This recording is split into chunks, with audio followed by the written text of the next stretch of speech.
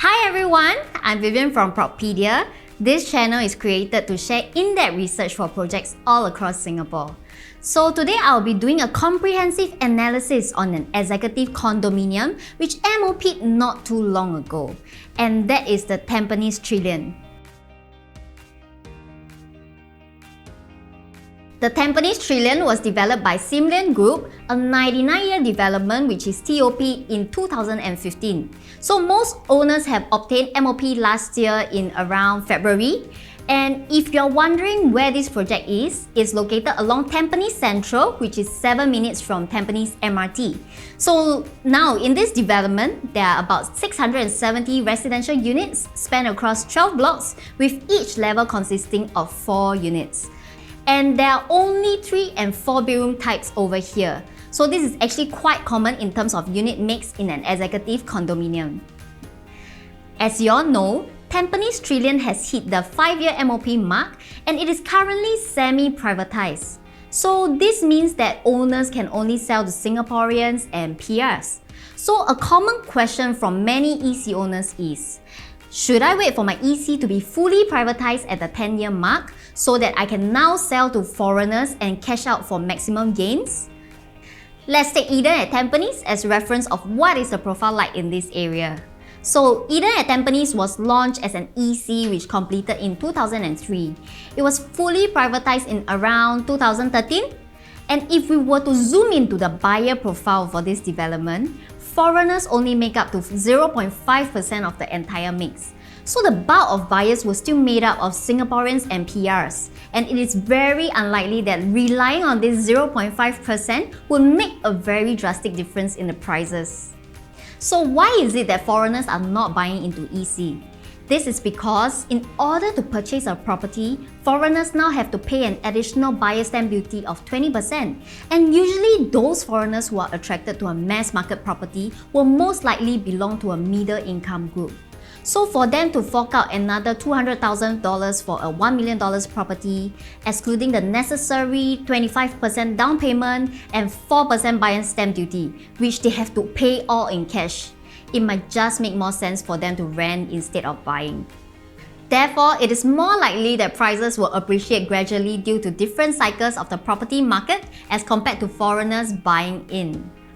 I will now be going in depth on the 3-bedroom and 3+ utility types, which make up to almost 524 units in Tampines Trilliant.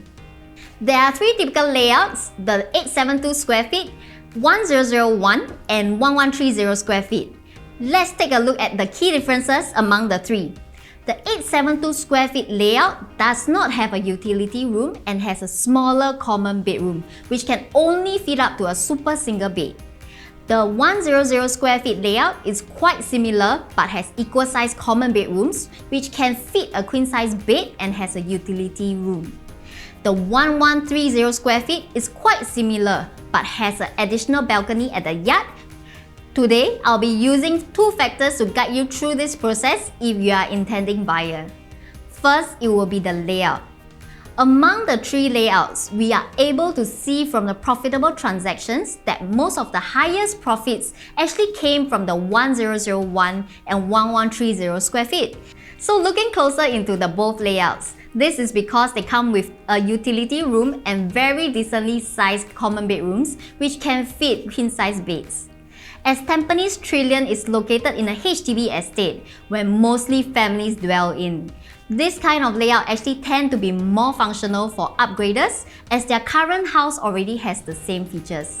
So the second point I want to touch on is the rental. Although the bigger layouts tend to be more in demand for families, the smaller 872 square feet layout will have an advantage when it comes to rental due to the lower entry price. So a current 872 square feet sits at about $3,000 rental per month. This equates to about 3.5% rental yield and is considered very decent for a property in Tampines. With just an outlay of about $1 million, the return of this property is actually quite equivalent to a 1-bedroom in the prime district. So today, if you are an intending buyer who's looking for a place for your own stay, which is very near MRT, this could be a good project as the price will stabilize. However, if you're looking for a property to appreciate greatly, this might not be it, as the first owners have already earned a very handsome profit.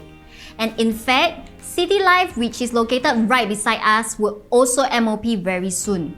This will add up to another 300 units in the vicinity, which means that buyers will now have more choices. If I were to take a pick, I would personally pick the internal pool facing and avoid stack 2, 3, 7 and 8, as the plot of land opposite us is zoned health and medical care. With that, I end off today's analysis on the 3-bedroom units in Tampines Trilliant, and in my next video, I'll be going in depth on the 4 bedrooms. Do remember to like and subscribe, as this will help us know that this kind of videos are useful to you. And if there's a certain project you want us to review on, do leave a comment in the section below, and I'll see you in my next video. Bye bye!